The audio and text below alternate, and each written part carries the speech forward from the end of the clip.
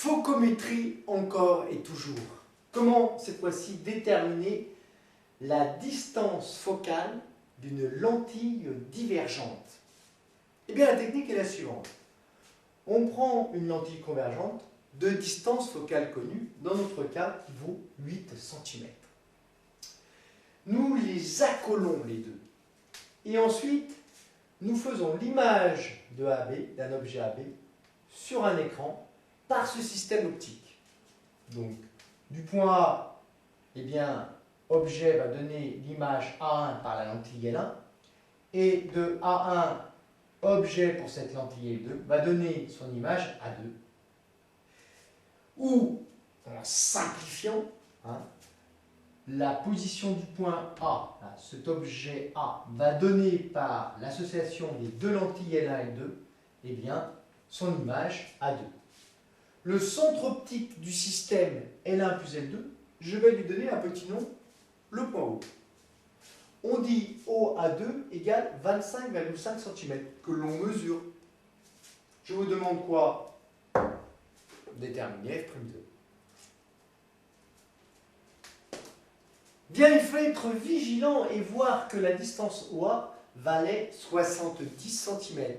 Maintenant, c'est un jeu d'enfant. Il suffit de prendre la relation que M. Descartes a trouvée 1 sur OA2 moins 1 sur OA égale 1 sur F', F' étant la distance focale de l'ensemble des lentilles L1 plus L2. Nous savons que lorsqu'on accole deux lentilles, la vergence de l'ensemble, que je vais appeler dans ce cas-là V', est égale à la somme des vergences de chacune des lentilles, V1 plus V2. Autrement dit, 1 sur F' égale quoi? 1 sur F'1 plus 1 sur F'2. Que nous donne donc notre relation de conjugaison? Eh bien, 1 sur OA2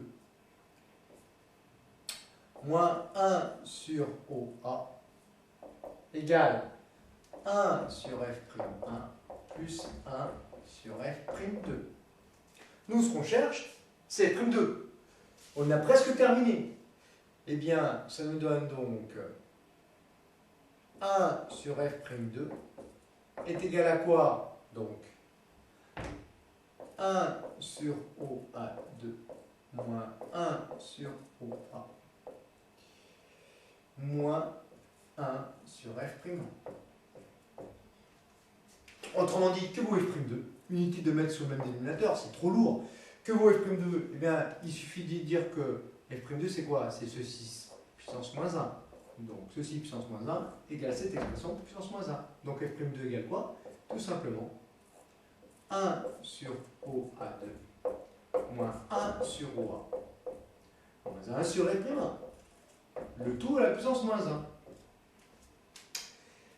Ici, nous avons des centimètres moins 1, centimètre moins 1, centimètre moins 1.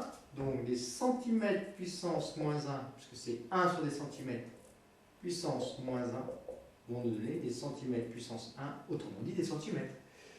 Il suffit donc de prendre les valeurs en ne se trompant pas avec le signe, évidemment. 1 sur OA2, qu'est-ce que ça vaut? Eh bien, 1 sur OA2, ça fait 1 sur 25,5. Moins 1 sur OA, eh bien, OA en distance vaut 70 cm, mais attention, le point A est à gauche, ici, du point O. Donc, nous avons 1 sur OA qui vaut 1 sur moins 70 cm. Et ensuite, le moins 1 sur F'1, eh bien, c'est tout simplement moins 1 sur 8 cm. Moins 1 par moins, ça fait plus. Hop. Et voilà l'opération qu'on a à faire. Et évidemment, le tout puissance moins 1. N'oubliez pas ça. Sinon, on ne trouverait pas la bonne solution. Ce qui nous donne F'2 égale moins 14 cm. Cette distance focale est négative. Et oui, pourquoi?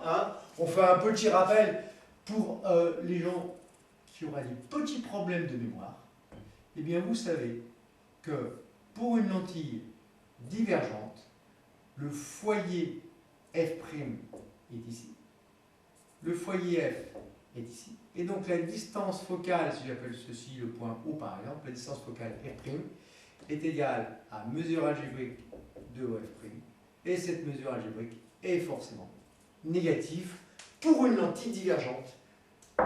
Rassurant quand vous regardez le résultat.